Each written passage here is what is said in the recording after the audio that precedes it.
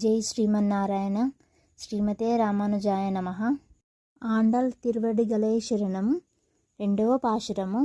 వెయ్యత్తు వాల్వీర్గల్ నాముం నంబావైకు షెయ్యుం కిరిశైగల్ కేళీరో పార్కడలుల్ ఎయ్యెత్తురు ఇన్రా పరమన్ అడిపాడి నెయ్యున్నం పాలున్నం నాట్కాలే నీరాడి మెయ్యిట్టిలెదోం మలరిట్టునాం ముడియోం షెయ్యాదన షెయ్యం తిక్కురలై షెన్రోదం అయ్యముం పిచ్చయుం ఆందనయం కైకాటి ఉయ్యుమారెన్ రెన్ని ఉగెందెలో రెంబావాయ్.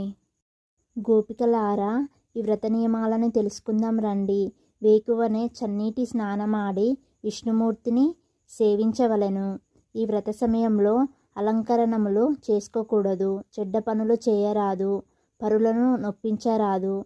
పేదవారికి దానం చేయాలి. ఇలా నియమాలతో ఆ పరంధాముని, ఆ నీలమేఘశ్యాముని సేవించుకుందాం రారండి.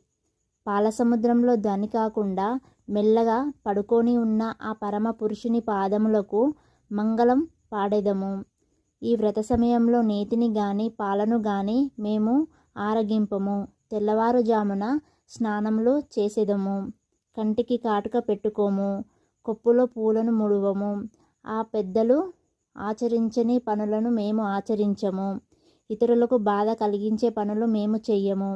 అర్హులైన వారికి, సన్యాసులకు మనకు తోచినంతగా దాన ధర్మాలు చేస్తూ మనం ఉజ్జీవించే మార్గాన్ని ఎల్లప్పుడూ తలుస్తూ సంతోషంగా ఈ వ్రతాన్ని ఆచరిద్దాం.